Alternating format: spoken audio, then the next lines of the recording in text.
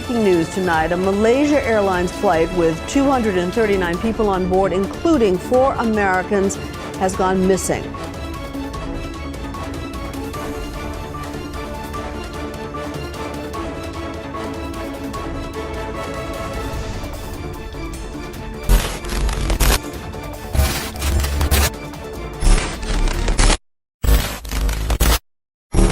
Disasters happen all the time. It's inevitable. Now, whilst the majority of us mourn these events and view them with a sympathetic eye, there are those with other intentions. The intention for profit.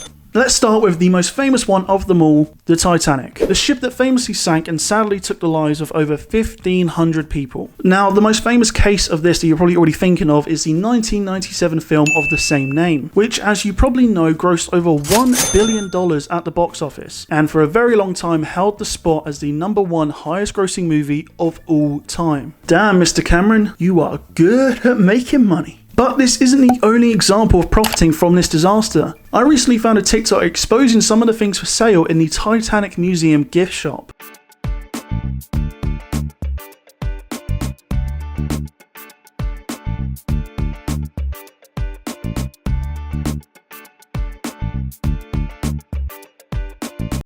Now, let's run through some of the things we just saw. A Titanic branded Apple Watch strap, Titanic themed clothing, Titanic-opoly, Jesus Christ, a fridge magnet depicting the ship repeatedly being hit by an iceberg, and probably my favourite one of them all, a survivor bracelet. Wow. Can you imagine a relative of yours dying in a major disaster, only for years later that disaster to be themed into a version of Monopoly? But there's more. Artifacts brought up from the Titanic are auctioned off regularly. 5,500 of the original items from that wreckage are being auctioned off. Even if you can't afford to own a piece of history, you can have a glimpse. Including a violin that belonged to Wallace Hartley, who was infamously part of the band that carried on playing whilst the ship sank to try and calm down the passengers. Something tells me that didn't work. It sold at auction for between $1.1 and $1.3 million.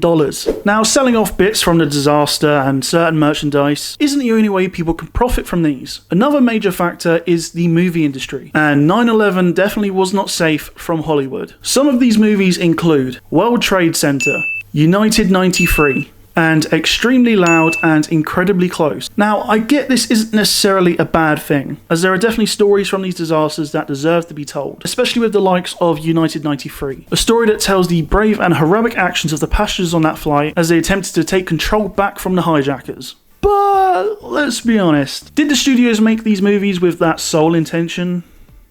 Another form of a huge payout comes from insurance. In 1979, American Airlines Flight 191 crash-landed in one of the worst aviation disasters in American history, taking a staggering 273 people down with it. Within just 3 hours of the crash, American Airlines received an insurance payout of $26 million. Within 3 hours of that disaster, American Airlines received its largest profit in history. The same goes with Flight 1549, the flight that famously crash-landed, safely, on the Hudson River.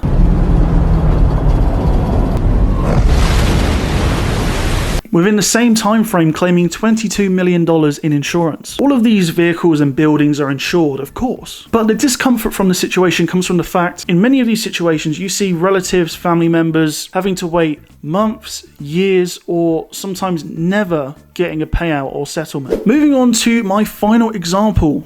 Lawyers. I am in no way generalizing here, but it has been known for lawyers and law firms to target the relatives of people that were involved in these sort of disasters with the intention of getting huge payouts from the courts. For example, with the famous case of Malaysian Airlines MH370, the airline that seemingly disappeared with 239 people on board, which still hasn't actually been found to this day. What has it been, 10 years now? God, I'm old. Obviously, it generated worldwide attention, and unfortunately, some from the wrong people. It was reported that Chicago-based law firm Ribbeck, sorry, I've probably butchered that pronunciation, Ribbeck, whatever, man, distributed business card and brochures translated into Chinese to the family members of the people who disappeared on the flight. Some of these family members allegedly were told by these lawyers that if they took the case, these lawyers could get them up to $1 million in settlement. Lawyer came to him and said, you can get $1 million if the plane was confirmed as